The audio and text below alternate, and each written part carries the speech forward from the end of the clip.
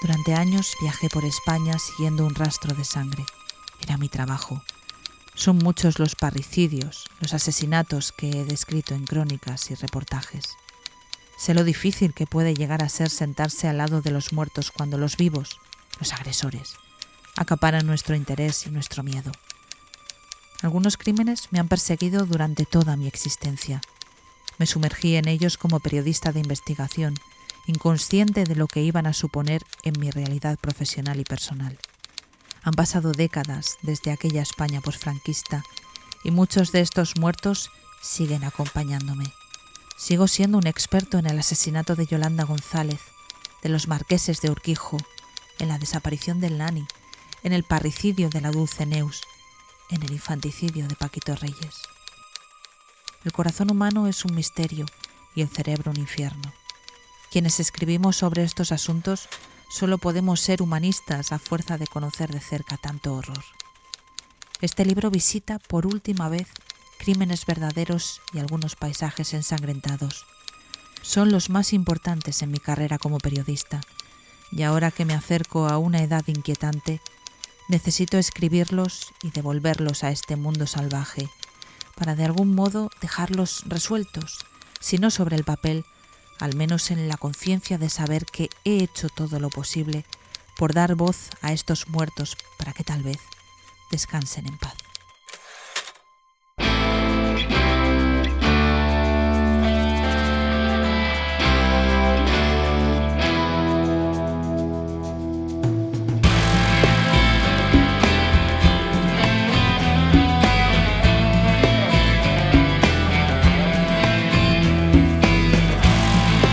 Soy Ana Vallabriga y esto es Sin Ficción, el podcast sobre crímenes reales y literatura de la editorial Al Revés.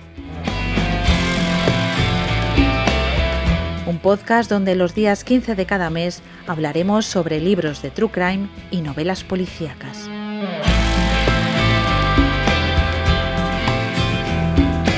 Sin Ficción es la colección de libros de Al Revés que aborda crímenes reales escritos por periodistas y criminólogos. Está dirigida por la periodista y escritora Marta Robles. Tienes más información en alreveseditorial.com. Soy Mariano Sánchez Soler, escritor, periodista, profesor. He trabajado durante más de 30 años como periodista de sucesos y tribunales. Tengo más de 50 libros publicados y soy el autor de Una hojarasca de cadáveres.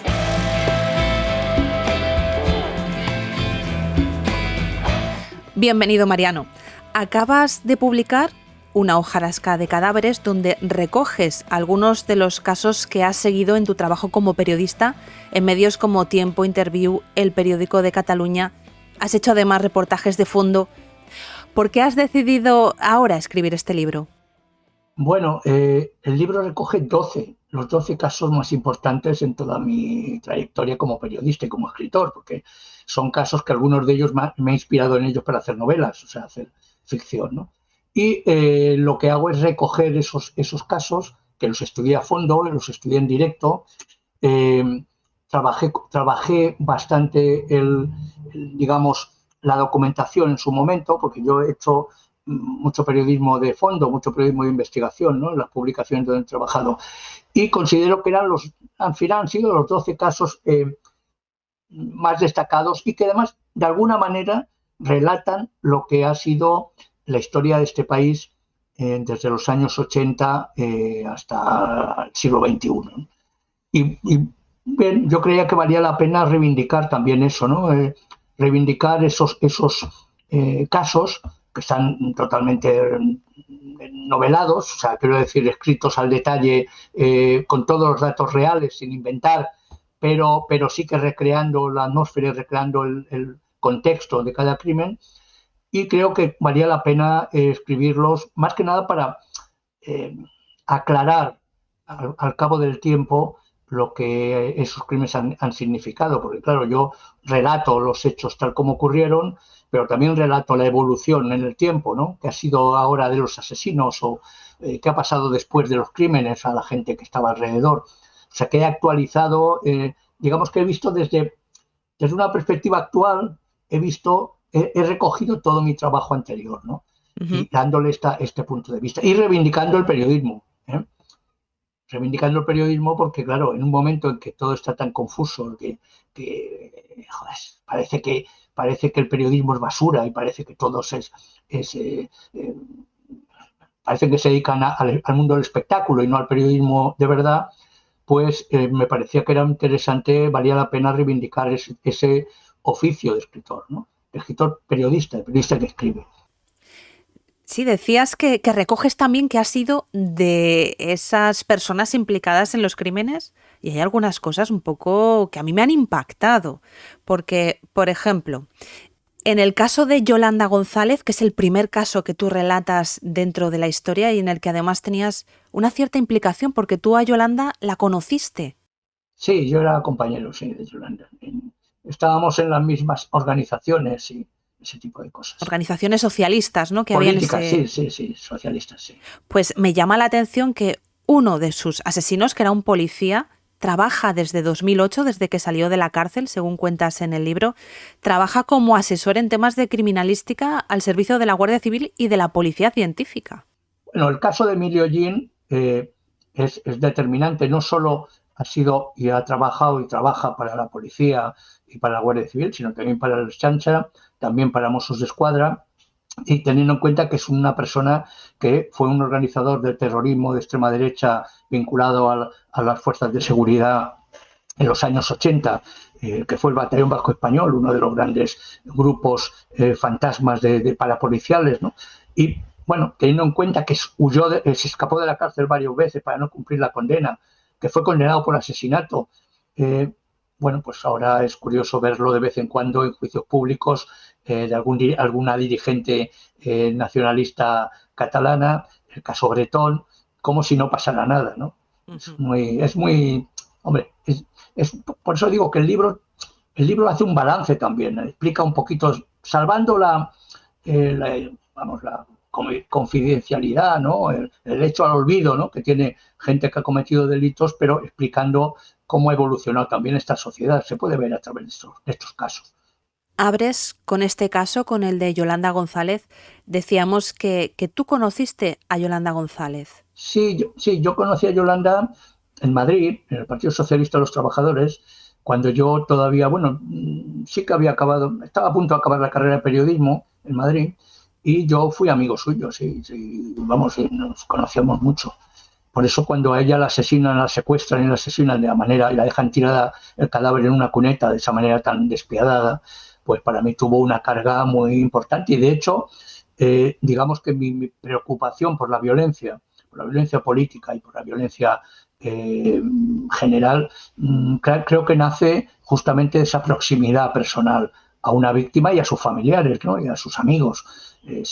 Porque claro, vemos muchas veces la muerte de otro, la muerte violenta de otras personas como algo estadístico, ¿no? Como algo ajeno, pero cuando se vive muy cerca y se tiene ya, cambia todo, ¿no? Ya tienes un poco más de empatía por las víctimas y ya entiendes las cosas y tratas de entender por qué ocurren estas cosas.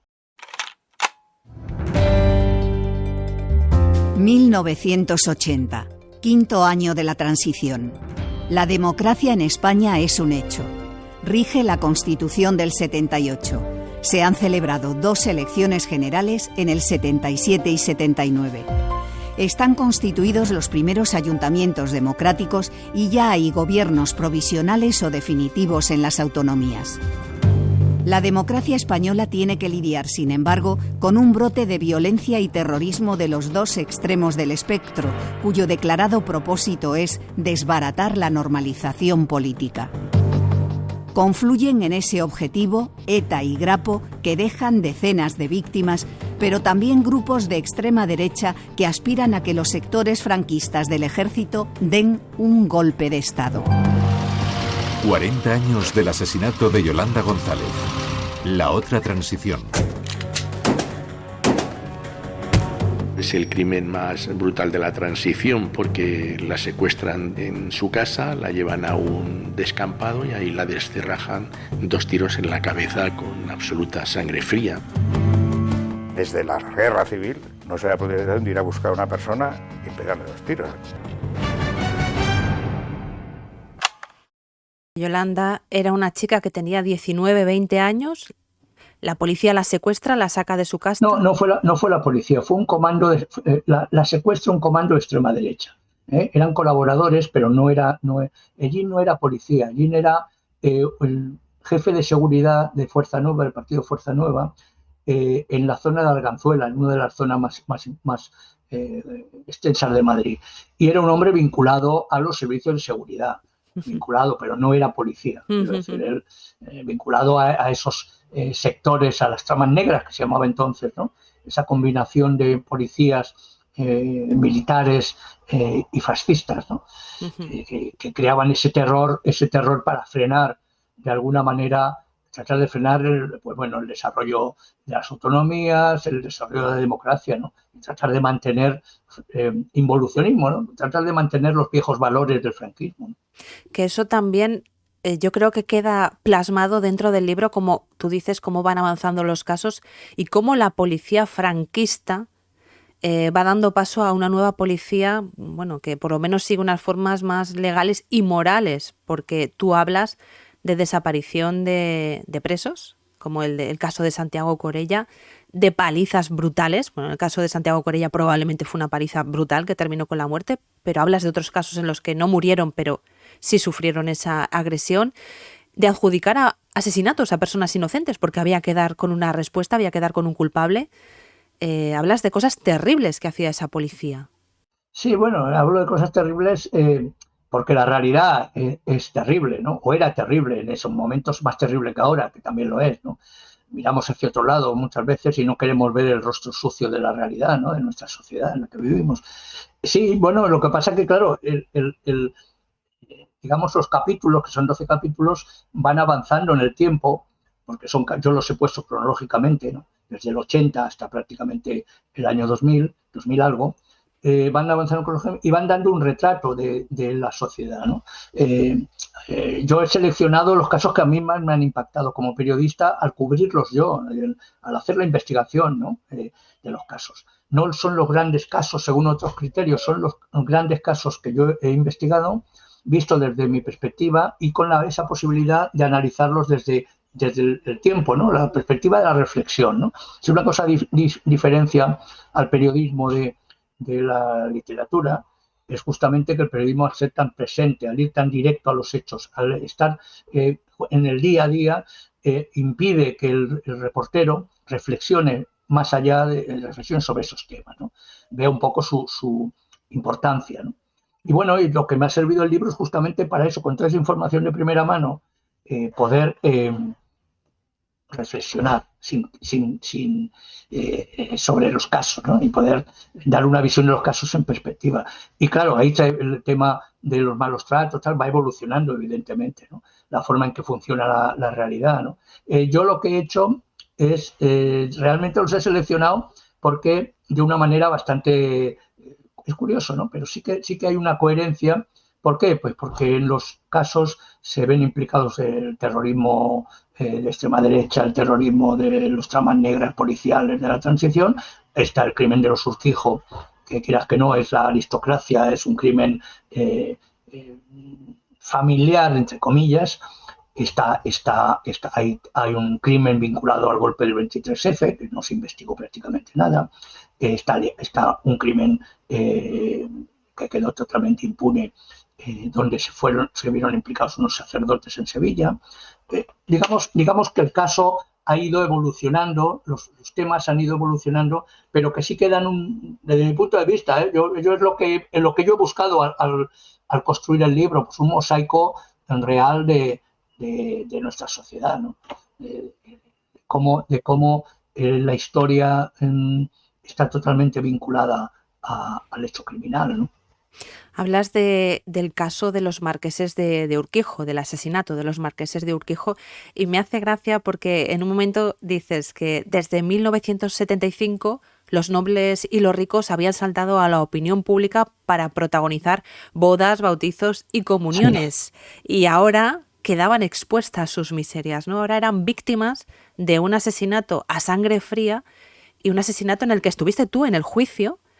Sí, yo cubrí el caso Urquijo prácticamente desde el principio, no en el momento justo del crimen, porque no estaba en ese momento en Madrid, pero sí que lo fui cubriendo a lo largo del tiempo. Además la revista me permitía ir sacando novedades. El sumario mismo lo despedacé, ¿no? El sumario del caso para explicar todos los incógnitas. Claro, yo tuve un contacto directo con las personas implicadas en el caso y sí que es cierto que fue un salto cualitativo. O sea, ¿por qué? Porque, por ejemplo, el año en que asesinaron al marqués de Urquijo, ETA asesinó a 92 personas. Y sin embargo, el efecto informativo, el impacto fue el asesinato del marqués de Urquijo. El propio juicio contra Rafi Escobedo en el 83 fue una explosión, fueron unas colas para entrar, los ricos, como tú dices, se vieron expuestos, ¿no? Se vieron como una novela. Y era antes de que llegaran las televisiones privadas, era antes de que se pusiera de moda todo este tipo de cosas. Por suerte para ellos, porque si no, esto sí, habría sido... pero no hubieran podido, estaba lleno, o sea, quiero decir, estaba lleno hasta por los pasillos, ¿no? El tribunal que juzgaba Rafi, se quedó gente en la calle a tope, ¿no? Bueno, tú decías que iban hasta las mujeres de los letrados, de los jueces, ¿no? Y de los jueces. Claro, en primera fila, además en los puestos de los periodistas, porque siempre en la Audiencia Provincial de Madrid hay una primera fila con pupitres, ¿no? Para escribir. Se estaba pensado para la prensa, ¿no? Y sí, estaba ocupada por las señoras de los señores jueces. ¿Sí? El espectáculo fue la primera vez que se dio una situación así, ¿no? No hemos explicado, pero a lo mejor hay gente que no lo recuerda. Yo creo que quien haya vivido estos años seguro que sabe quiénes son los marqueses de Urquijo, pero si alguien no lo sabe, ¿cómo podríamos resumir este caso? Bueno, pues fue un crimen cuyo móvil es absolutamente débil, o sea, cuyo móvil no es convincente. El culpable, entre comillas, pero fue culpable, juzgado y condenado, o sea, que es el culpable, no daba el perfil de alguien capaz de hacer lo que hicieron. Pues date cuenta que entraron al chalet por la noche, rompieron con un soplete la puerta, subieron al domicilio del marqués y los mataron a tiros. O sea, por la noche, un día perfecto, porque era el 1 de agosto, no había nadie en toda la zona de Somosaguas, donde vivían. Bueno, que el planeamiento del crimen no parecía producto de dos jovencitos o tres medio borrachos que deciden vengarse. Sí, porque Rafi Escobedo era el yerno, ¿no, de los marqueses, claro, al que no... El móvil era lo más débil del caso, y es lo más débil del caso, sí que sí, lo más débil. Que eso abrió todo tipo de especulaciones. Luego hubo contradicciones, los forenses que decían que no podía ser porque era un crimen muy, muy premeditado. En fin, normalmente cuando hay un gran misterio, normalmente es porque la policía trabaja mal. O sea, no existe crimen perfecto, existe la torpeza en la investigación. Era una época que todavía no existía el ADN como medio para investigar. La balística era muy buena, muy bueno el departamento de balística de la policía, era de los mejores españoles, era de los mejores de Europa, ¿no? Pero desaparecieron los cajillos. La pistola no se encontró jamás. Hubo una historia rocambolesca con respecto a la pistola. Quiero decir que las pruebas de convicción desaparecieron antes del juicio. Alguien se las llevó a algún sitio. Uh-huh. Lo que pasa es que el informe de balística por sí mismo ya valía, era suficiente. Pero el hecho de que desaparecieran también las pruebas físicas hizo que todavía la cosa fuera más sorprendente, ¿no? Uh-huh. Que desapareciera el juzgado, ¿no? Que llegaran unos supuestos policías y se llevaran los casquillos, ¿no? Y nadie sabe quién se los llevó. Quiero decir que hay una mano negra ahí funcionando y hace que el misterio del crimen cada vez sea mayor. Pero yo creo que fue un cambio radical. Hasta ese momento, la transición española, que ya le quedaban unos años, era la convulsión del crimen político, ¿no? La convulsión de los crímenes fascistas, el miedo a los cuarteles, ¿no? Que luego al final cristalizó. Pero bueno, y sin embargo ahí, en la opinión pública española, pegó un giro con el caso Urquijo, ¿no? Pegó un giro en cuanto al interés. Y claro, por eso es un caso que sigue siendo interesante de analizar, puesto que es cuestionable totalmente el resultado. Pero es yo creo que una mala investigación policial. También tenemos que tener en cuenta que era una época en que algunos miembros de la policía, sobre todo los grupos pues de atracos, grupos de homicidios y tal, estaban acostumbrados a una metodología poco científica a la hora de conseguir las pruebas. Es poco No científica, sé si me explico. ha Esto ha quedado sido claro. entre comillas. Esto ha sido entre comillas. Quiero decir que la vieja metodología del franquismo, que venía de una época autoritaria y de poder absoluto por parte de las fuerzas de seguridad, pues bueno, se pagó digamos que se pagó en este caso, ¿no? Las cosas desaparecieron. El caso se resolvió porque un inspector de homicidios que no era del grupo que investigaba, que era amigo, a su vez de un amigo de Juan de la Sierra, del hijo de los marqueses, investigó por su cuenta. Por su cuenta. O sea, se fue, me investigó, vio que tenían la finca donde disparaban, y fue el que sacó todo el caso. Ese caso no se hubiera descubierto jamás sin José Romero, que fue el inspector, que ahora es abogado, que fue el inspector que llevó pero casi por un favor, casi por hacer un favor a Juan de la Sierra, ¿no? Pero investigó ese caso, pero entiendo que las conclusiones a las que llegó quizá no serían las de lo que realmente ocurrió, ¿no? Sino que sería... Bueno, él lo que hizo fue ir a la finca de Moncalvillo con otro policía, porque él juntó las piezas y dijo, bueno, sabía que el padre de Rafi era aficionado a las armas y construía pistolas con piezas de armas usadas, en fin, que las armas estaban en casa de Rafi. Él hizo esa valoración, fue a la finca donde Rafi estaba pasando todo el tiempo porque se había retirado de Madrid, y entonces recogió 200 casquillos de los de campo de tiro que tienen allí. Entre esos 200 casquillos, 4 coincidían con la pistola que mató a los marqueses. Y entonces balística lo comprobó y descubrió que esos casquillos correspondían al tipo de pistola. La pistola no la encontraron, no podían hacer la prueba definitiva, pero sí que por las bueno, es científico, ¿no? Forma científica. Y esa fue la prueba definitiva. Cuando Rafi lo detiene, este hombre no lo interroga a él, se lo pasa al grupo de homicidios que era el encargado de resolver el caso. Él hace solo esa investigación. Él lo lleva a comisaría, él lo detiene, lo lleva a la dirección general y presenta las pruebas. Y ya luego todo lo demás lo hacen los policías, que no habían sido capaces de investigar, de sacar absolutamente nada, porque no habían trabajado absolutamente nada, en resumen. Sí, no hay que meterse con los ricos, por si acaso.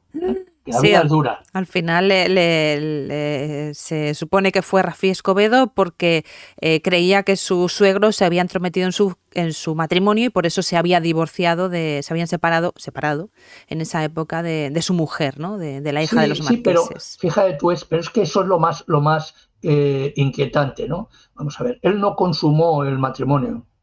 O sea, vamos a ver, él se casó, no consumó el matrimonio y es a los 2 meses cuando se separan.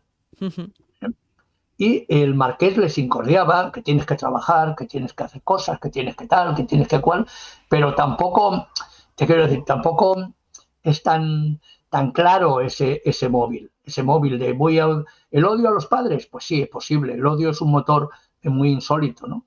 Pero es que claro, es que es muy débil ese. Luego el hecho, la frase según la cual voy a vengarme de tus padres, esta vez va en serio, es una frase que le dice a Miriam de la Sierra, a su mujer, y que es Miriam de la Sierra la que lo cuenta a la policía.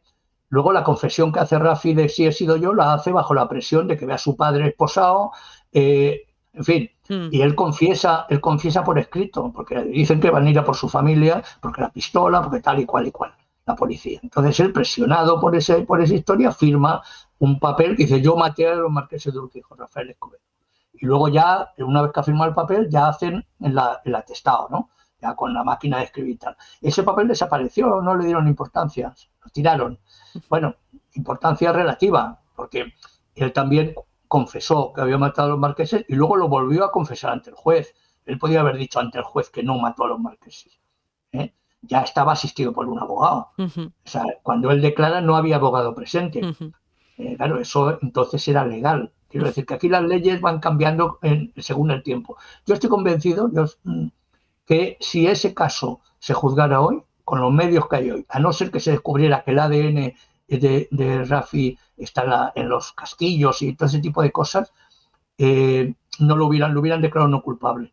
O sea, no lo hubieran condenado. Eso estoy convencidísimo. Y con un jurado, bueno, hubiera salido a hombros, porque el juicio fue demencial. Sí, lo explicas muy bien. En el libro está muy bien explicado el juicio. Una parte muy interesante. Sí, fue demencial. Bueno, aparte, con unos lapsus, el juez presidente del tribunal, uno de los días le dice, levántese el culpable. Cosas así, lapsus de desorden, que dice, bueno, ya lo tenéis condenado antes de entrar. Esa es la historia. Esa es una interpretación, ¿no? Pero es así. El único condenado, el exyerno de los marqueses, Rafael Escobedo, se suicidó en prisión y predijo que nunca sabríamos la verdad. No se ha investigado, ni se va a investigar, porque no le ha interesado a nadie que se investigue. La sentencia que lo condenó a 53 años afirmaba que Escobedo mató a los marqueses por sí solo o en unión de otros. Su amigo Javier Anastasio, que pudo acompañarle la noche del crimen, huyó de España antes de ser juzgado. Los focos se centraron también en el administrador de los marqueses, Diego Martínez Herrera, que hizo un extraño viaje a Londres y ordenó lavar los cadáveres. Eso fue una obra de caridad que me costó muchísimo y todavía en mi mente me queda de que no pude hacer más por ellos. Escobedo llegó a involucrar en el asesinato a su exmujer Miriam de la Sierra, hija de los propios marqueses. Para mí ha sido un trauma enorme el pensar que mi exmarido estaba involucrado y que era uno de los asesinos, para que ahora encima pues él me acuse a mí de haber intervenido en una cosa que para mí es horrible. Para que el thriller fuera perfecto, el Banco Urquijo, propiedad de la familia, caía esos días en picado y el arma del crimen nunca apareció. Hay un caso del que hemos hablado antes, el de Santiago Corella, ese chaval, ¿no?, que entró en la comisaría y ya no volvió a salir, no se sabe qué pasó, la policía decía que había huido, luego se demostró lo que había pasado. Oye, y aparece un nombre que me llama la atención. Dentro del grupo de policías que estaban, quedó fuera de toda sospecha, parece, pero era José María Pérez Reverte Gutiérrez. Sí, el Cartago le llamaban. Sí, estaba en el grupo de atracos. El grupo de atracos de Madrid eso se llegó a definir periodísticamente como la mafia policial, ¿no? Porque organizaban atracos, organizaban atracos de joyerías y luego detenían a los atracadores, había una combinación, se quedaban parte de los botines que recogían, luego había un perista que era el que lo colocaba todo, en fin, que empezaron a hacer un fondo de reptiles ahí con los... entonces esa historia está ahí. Y sí, y el grupo estaba, que se quitó el Reverte del apellido, o sea, el hermano del novelista. Y bueno, ese era el grupo, pero él fue juzgado por otros temas, también el caso Nani, pero es que hubo una serie de sumarios y de casos el caso Corroto, había otros casos de... Entonces el caso del Nani lo tienen en su casa, se lo llevan a la Dirección General de Seguridad y entonces lo torturan, le hacen el quirófano, le ponen un casco, un mono, para que la sangre no lo manche la ropa, y entonces lo tienen sometido al quirófano, dándole golpes con la cabeza, tortura, y tomando cubatas y diciendo Nani, ¿dónde está el oro?, cantando Mataril y cosas así. ¿Qué pasa? Que eso también se lo hicieron a Ángel Manzano, que fue el otro detenido en esa redada, y el problema es que Ángel Manzano sobrevivió, porque dejaron de golpearle, porque el Nani se les fue. Eso judicialmente no se ha podido demostrar porque no se ha encontrado el cadáver, no se sabe dónde ha podido ser enterrado, y además si lo enterraron con cal viva, pues ya eso es imposible.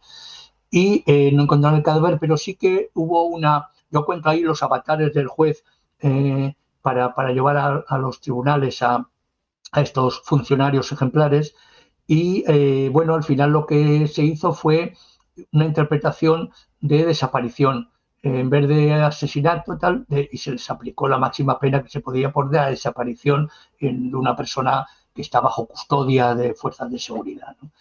Y bueno, yo cuento ese intríngulis, ¿no? Esa historia interior, ¿no? Yo conocí a Ángel Manzano, yo conocí a las hermanas del Nani, eran gente trabajadora, y viví eso en primera persona, esa relación, ¿no? Esa historia, ¿no? Y cuando yo conocí esto todavía no había sido juzgado ningún policía. Quiero decir que estamos las cosas, la verdad a veces cuesta mucho más de lo que la gente cree. Entonces un periodista, pues ¿qué hace? Sigue los temas, sigues las historias hasta el final, te persiguen, a lo mejor haces una cosa ahora y dentro de 3 meses vuelves a hacer otra y vas siguiendo el tema. Y a veces, pues bueno, entonces el caso Nani yo creo que era muy importante para que se viera eso, ¿no? Porque está el tema de la inseguridad ciudadana, el tema de los atracos, cómo se fabrica un testigo, ¿no? La presión bueno, en fin, entonces es un tema muy, muy bestia, muy bestia. Manzano fue muy valiente porque se atrevió luego en el juicio contra los policías a declarar, cuando era un hombre que era un hombre delincuente de poca monta, era un hombre con problemas era un tío estupendo, dicho sea de paso, pero con problemas con eso de delincuencia menor, ¿no? De algunos robos y tal en otro tiempo, y bueno, y murió en la cárcel. Luego murió en la cárcel por SIDA. O sea, no sé si me explico, porque en las cárceles no hay droga. No sé si me explico, no, eso no pasa. En ese mundo no hay droga, no hay nada de eso. No, enferma de SIDA, pues no sé muy bien por qué. Ya. Hay un caso que, bueno, tú me dirás, pero yo creo que es uno de los que más te ha impactado en tu carrera, que es el caso de Paquito Reyes. Sí. Bueno, es que ese es un caso donde demuestra que hay personas por encima de toda sospecha, ¿no? Que la sociedad todavía hay castas, ¿no? Hay sectores que no son sospechosos. Entonces, bueno, yo cuento el caso de un crimen impune, de un niño pequeño de 7 años, me parece que era 6, 7 años, que desaparece en los aledaños de una parroquia en Sevilla, en una barriada de Sevilla, y desaparece, al cabo de las horas, aparece en una caseta abandonada eléctrica, quemado vivo, quemado, o sea, para quitar huellas y tal. Entonces cuento toda esa historia, ¿no? Esa historia de cómo la policía tenía un culpable, tenía un sospechoso, pero que había pruebas, y cómo las pruebas se fueron diluyendo, ¿no? Hasta desaparecer, y entonces pues echaron marcha atrás, ¿no? Entonces ese caso impune, de crimen impune, porque además era un niño que era de raza gitana, en una barriada muy pobre, muy, muy humilde, ¿no? Con lo cual pues no era comparable a un sacerdote jesuita, ¿no? Que es quien era hacia donde apuntaban las pruebas, ¿no? Fue el sospechoso que llegó a estar detenido, pero que fue puesto en libertad por falta de pruebas al cabo de unas horas por el juez. Bueno, es un caso muy frustrante, ¿no? Porque demuestra que hay ciudadanos de primera y ciudadanos de segunda, ¿no? Y que sigue habiendo, Mariano, porque ahora toda la investigación que está haciendo el país sobre los abusos sexuales en la Iglesia y la falta de respuesta que está teniendo la Iglesia y cómo están reaccionando, te dice que bueno, ¿en qué años fue la muerte de Paquito Torres? Fue en los 80, creo. 80 y no, casi 90, no te sabría decir ahora. Está ahí las fechas. Sí, puede ser el 87, 88, por ahí, mediados de los 80. Pero que estamos en el año 2022 y... Por ejemplo, policías de Sevilla, supongo que están ya jubilados, ellos siempre han dicho, si sabemos quién es el culpable, si el culpable se sabe quién es. O sea, quiero decir que el convencimiento de las pruebas y tal, pero luego las pruebas pues se diluyeron, no sé cómo decirte, pues un saco de lino que era de una materia especial, pues ya no era tan especial. Que él trajo, ¿no? Que se supone que él venía de Canarias y bueno. Exactamente, ese tipo de cosas, ¿no? Entonces, bueno, yo creo que ese caso es un caso sin resolver, un caso impune, ¿no? Pero bueno, sí se saben las cosas. Y que tú intentaste escribir una novela sobre este caso. Sí, lo intenté, pero no era posible, no era posible porque me faltaba, porque claro, yo tengo un problema entre comillas, es que yo cuando escribo basándome en hechos reales, que es casi siempre, no invento. Novelo, pero no invento. Quiero decir, no puedo sacar pruebas, no puedo convertirla en algo que no tengo en una suposición, ¿no? Tengo que tener todos los ingredientes. Y en este caso desapareció todo. Desaparecieron todas las pruebas, todas las pistas, en fin. En el libro relato más, yo creo que se relata más lo que significó socialmente este crimen y la influencia de la Iglesia, el poder de la Iglesia en un momento determinado, las organizaciones de la Iglesia, los jesuitas en este caso, el poder para frenar cualquier, no sé, cualquier avance, ¿no? No sé cómo decirlo. Y aparte la gente en la calle también apoyaba porque aparecieron pintadas, Bueno, ¿no? pero eso pasa siempre. Eso pasa siempre. O sea, pues hombre, siempre hay un sector de gente cristiana, practicante, que considera que cuando tú cuentas esto estás atacando a la Iglesia, a la fe. No sé si me explico, que hay una tergiversación de los hechos. O sea, si hay una un confusión, sacerdote, ¿no? comete un delito, Claro. es una persona que comete un delito, no te estás metiendo con la Iglesia. Claro. Entonces, esa fe en la bondad del personaje es lo que marca que hubiera ese apoyo. También había mucha gente que no apoyaba, lo que pasa que el silencio, claro, no tenían el aparato de propaganda, ¿no? Que tienen. Claro, una institución como la Iglesia, está claro. Exactamente. Además, comentas con este caso, con el caso del niño Paquito Torres, que me choca, ¿no? Cómo ha cambiado la forma de trabajar también por parte de un periodista. A ti, tu director, Julián Lago, le pareció que este era un buen tema y te dijo, venga, cógete el Expreso Andalucía con una cámara tú solo y haz lo que puedas. Sí, pero bueno, eso era lo normal. Quiero decir, la revista viajábamos, A veces el fotógrafo y yo, otras veces iba yo solo. Esto fue de urgencia, porque esto fui ya en fin de semana, un viernes por la noche, cogí el tren en otra época y me planté allí por la mañana, ¿no? El sábado. Pero sí, era como funcionábamos, éramos reporteros, no se hace de mesa ni corta y pega ni estas perversiones absurdas de los últimos tiempos. Pues íbamos allí, hacíamos el reportaje, sacábamos las pruebas, conectábamos con gente, buscábamos y volvíamos con lo que teníamos, ¿no? Entonces la forma de trabajar es la forma de trabajar lógica del periodismo, porque nosotros dábamos un relato vivo de estas cuestiones. Y además, para colmo, era un momento en que a la prensa le interesaba las noticias vivas, las exclusivas, que dieras un poco más, porque era lo que mantenía toda la industria, la empresa periodística. La empresa periodística se basaba en la publicidad, más que en las ventas, supongo que como ahora, pero entonces era así de claro. Y las ventas definían el precio de la publicidad. Quiero decir que los directores, que además eran periodistas, en esa época, por lo menos los que yo he tenido, no eran hombres de empresa como luego se convirtieron en muchos sitios que aparecieron sin ninguna experiencia periodística, pues ellos iban buscando las noticias calientes, candentes, adelantarte a los hechos, ¿no? Adelantarte a lo que se contaban los demás, ¿no?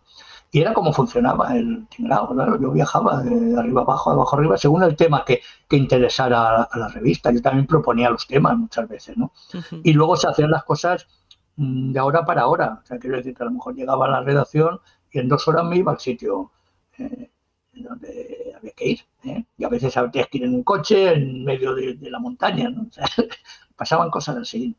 Bueno, era lo apasionante del periodismo, ¿no? Para mí poder. Luego hay una cosa que para mí es muy emocionante, es el contacto directo con la gente, con las víctimas, con los implicados. Luego hablé con los padres de Paquito Reyes, por ejemplo, el chico yo he hablado con todo, o sea, esa proximidad con el dolor de la gente, de las víctimas, de los familiares, eso es muy importante para un periodista, ¿no? Uh-huh. Te cuenta que este es un trabajo donde tú tienes la intención de contar la verdad hasta donde puedes contarla, pues con los datos de que dispones, buscándola hasta donde puede ser, ¿no? Entonces, claro, esa necesidad de contar la verdad de unos hechos y de explicarlos, instantáneamente es lo que hace que el periodismo sea extraordinario, ¿no? Uh-huh.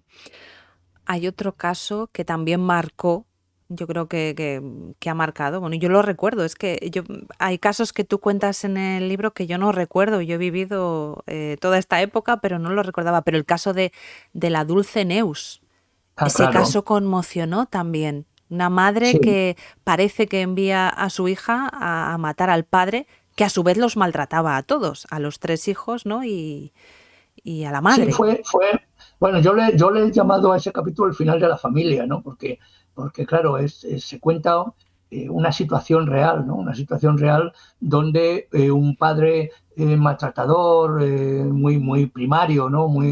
Todo el día gritos, pues bueno, tiene a la familia, la tiene absolutamente en un puño, ¿no? Y cómo la madre no puede soportar esa presión, ya está harta de esa presión, y cómo conspira con sus hijos para deshacerse del padre. Entonces, eso es muy fuerte, ¿no? Quiero decir que... Y cómo no se atreve ninguno, y al final es la menor de edad, es la que pega el tiro, ¿no? Con la pistola del padre, claro, evidentemente. O sea, entonces es un tratado de la violencia dentro de la familia, ¿no? Y también, tiene una lectura social también importante, es el machismo, ¿no? El machismo de la justicia, el machismo del periodismo del momento, ¿no? Si llamaron a Dulceneus, que es un nombre periodístico, ¿no? ¿Por qué? Porque era una persona que irradiaba mucha dulzura, a pesar de que su físico era muy contundente, en ese momento irradiaba mucha dulzura, mucha tristeza, ¿no? Podría llamarlo así. Pero bueno, fue un acto de desesperación, yo creo que fue un acto de desesperación familiar, ¿no? Ante una persona que no eran capaces de tal. Luego también, hombre, también puede ser que el hecho alienante de una familia aprisionada en la actitud del padre y el hecho alienante hiciera que ella fuera buscando la salida para quitárselo de en medio, porque le tenía miedo, evidentemente. Tenía miedo de que se enterara de que había hecho negocios que habían salido mal, tenía miedo de que se enterara de que había tenido relaciones extramatrimoniales, en fin. Sí, bueno, él había amenazado, ¿no?, con que los mataría si lo abandonaban. Sí, pero es un estado, no solo una vez, es solo gritos, el padre se va separando de sus hijos, ¿no? Va convirtiéndose en un problema, ¿no? Un problema para ellos, de convivencia, y luego el hombre pues se echaba en crisis, porque este era el típico caso que se ha dado mucho en España del boom, ¿no? Era un albañil que se convirtió en constructor. Entonces, durante un periodo ganó mucho dinero, pero luego vino la crisis y se quedó sin negocio, ¿no? Quiero decir que también la subida y la bajada de una persona, pues que se ganó muchísimo dinero en el boom de la construcción y luego pues lo perdió todo, ¿no? La política también hizo que en los ayuntamientos democráticos ya la cosa no funcionara igual que anteriormente, ¿no? El dedo tiene que ser más sutil, ¿no? No podía ser como era. El dedo está, pero tiene que ser más sutil. Legalmente, estoy viendo los costes legales en esa época, ¿no? En esa época era el del boom de economía salvaje, ¿no? Bueno, y ahora eres profesor en la universidad. Bueno, ahora doy clases de narrativa y de guión cinematográfico en la Universidad de Alicante. Doy cursos donde trato de transmitirles mis conocimientos, mis enseñanzas, mi experiencia a estudiantes y a gente que tiene interés por la escritura, ¿no? Y lo llevo haciendo de muchísimos años. Yo realmente empecé a dar estos cursos pues en el año 2004, 2005. Y todos los años más o menos se ofrece. ¿Y no echas de menos la etapa anterior?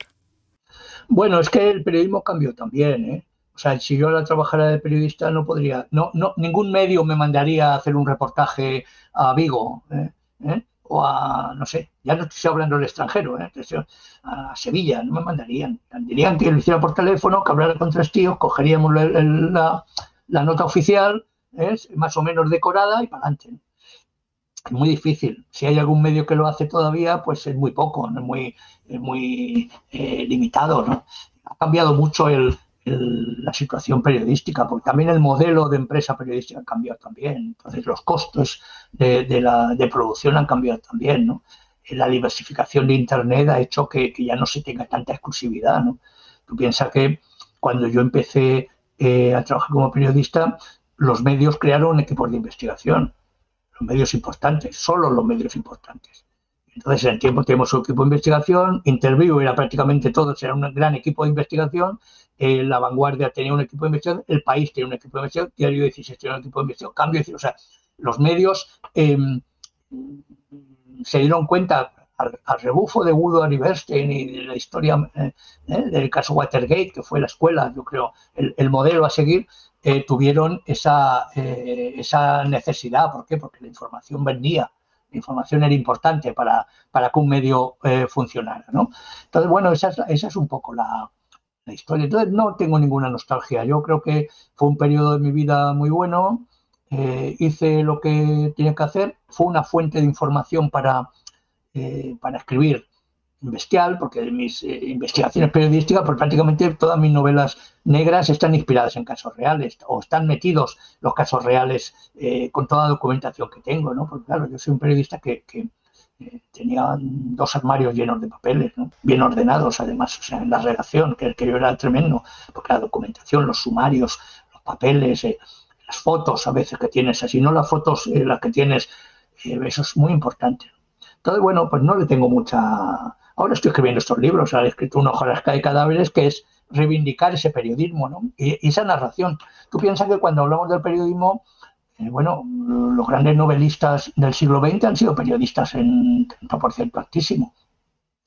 Desde Hemingway, García Márquez, John Dos Passos, Alberto Moravia, fueron periodistas. O sea, trabajaron como periodistas, escribieron como periodistas, no eran columnistas o de opinión, sino periodistas de los que ven al ser humano funcionando, ¿no? Entonces, y bueno, y la lista es inmensa. Siglo XX, el siglo XIX también, en parte, ¿no? Pero el siglo XX, sobre todo, es la historia del periodismo, de la novelística, ¿no?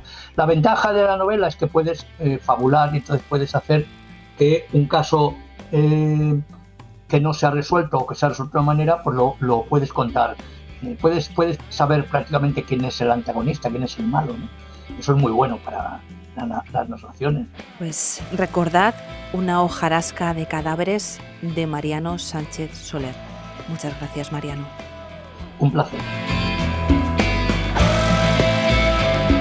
Si no quieres perderte ningún episodio, suscríbete al podcast. Y si el capítulo te ha gustado, sería estupendo que nos regales unas estrellas o le des a me gusta. Ya sabes que estaremos de nuevo contigo el día 15 del próximo mes. Gracias por escucharnos y por leernos.